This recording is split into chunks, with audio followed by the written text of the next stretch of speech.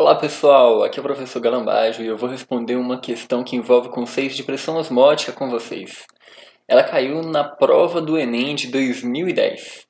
Depois da bolotinha vai aparecer a resposta, então tenta acompanhar porque vai rolar uma química. A lavoura arrozeira na planície costeira da região sul do Brasil comumente sofre perdas elevadas devido à salinização da água de irrigação, que ocasiona prejuízos diretos, como a redução da produção da lavoura. Solos com processo de salinização avançados não são indicados, por exemplo, para o cultivo do arroz. As plantas retiram água do solo quando as forças de embebição dos tecidos das raízes são superiores às forças com que a água é retirada do solo. Gente, esse texto aqui está falando exatamente da pressão osmótica. Nós temos as raízes das plantas que vão ter contato com o solo. E a ideia da hidratação da planta é que a planta tem essa capacidade de sugar a água do solo. Isso só é possível porque a planta está no meio hipertônico em relação ao solo. O que quer dizer estes termos? Existem duas regiões. Considere essa primeira região, que é o interior do caule da planta, e essa outra região, que é o solo. Vamos ter três possíveis situações. A primeira delas é que a concentração de sais e de outras substâncias químicas que está no interior do caule da planta é uma concentração maior do que aquelas que estão no solo. Dessa maneira, haverá uma pressão osmótica que vai fazer com que a água saia do meio hipotônico, pouco concentrado, para o meio hipertônico, muito concentrado. Então, nessa situação em que a quantidade de sais e de substâncias químicas na raiz da planta é maior do que a do solo, a água entra na planta e a planta consegue ser hidratada. A segunda situação é na qual a concentração de sais e de substâncias químicas na planta é idêntica à concentração dessas espécies no solo, então você não vai ter uma diferença de molaridade, né? O número de mols dessas substâncias é igual. E a consequência disso é que não vai haver uma pressão osmótica para fazer com que a água entre dentro da raiz da planta. Nessa situação em que as concentrações são iguais, nós vamos dizer que nós temos um meio isotônico.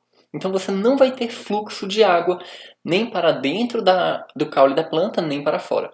E a terceira situação, que é quando o solo está rico em sais e rico em outras substâncias. Então o solo vai estar muito concentrado e nós vamos dizer que ele está hipertônico em relação ao caule da planta. Nesse momento, haverá uma tendência de que a água saia da raiz da planta para o solo. Felizmente, a planta possui alguns mecanismos que dificultam essa perda de água do caule para o solo ou ainda das folhas para o meio ambiente.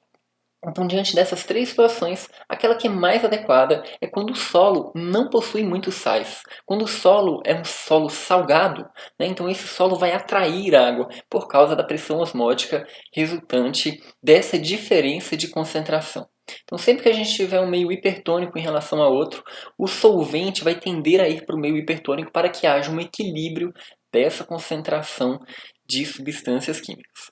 Agora, observando as respostas, qual que é aquele que explica, né, este fenômeno conhecido como seca fisiológica? Qual que é o fenômeno que explica o fato de que quando você tem um solo que está muito salgado, né, um solo com muitos sais, impede que a planta absorva a água?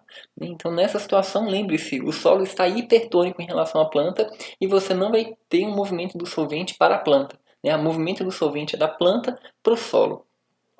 Alternativa A, um aumento da salinidade em que a água do solo atinge uma concentração de sais maior, hipertônico, do que a da raiz das plantas, impedindo assim que a água seja absorvida. Correto, o item A está certinho. Vamos ver os demais itens para tentar achar a falha deles? Um aumento da salinidade do solo, beleza. Em que o solo atinge um nível muito baixo de água. Né? Não tem a ver com nível baixo de água, tem a ver com nível alto de sais. Então aqui já faz o item estar errado. E as plantas não têm força de sucção para absorver a água. Né? Então não é o problema de ter nível baixo de água. Isso não é o problema. O problema é ter muito sal. Item C. Diminuição da salinidade do solo. Né? É o contrário. Isso aqui não seria um problema. Isso aqui seria uma solução. Item D. Aumento da salinidade do solo, que atinge um nível em que as plantas têm muita sudação, não tendo força de sucção para recuperá-la, né? Sudação é um fenômeno de evaporação, né? A planta está perdendo água pela evaporação, não tem nada a ver com isso. Esse fenômeno que nós estamos analisando é de pressão osmótica. A gente analisa a concentração de sais e de outras substâncias no interior da raiz da planta e no solo que está em contato direto com ela. Onde tiver maior concentração de sais, é para lá que a água vai. Ou qualquer outro solvente, né? No caso é a água. Item E, diminuição da salinidade, né? É o contrário, é exatamente a situação em que você tem um solo que está muito salgado que a gente vai ter esse problema. Então, tá aí respondido e feita a análise de todas as alternativas. Se por acaso você ficou com alguma dúvida, é só deixar aí nos comentários. Não esquece de me seguir no Instagram e no Facebook. Até a próxima. Tchau!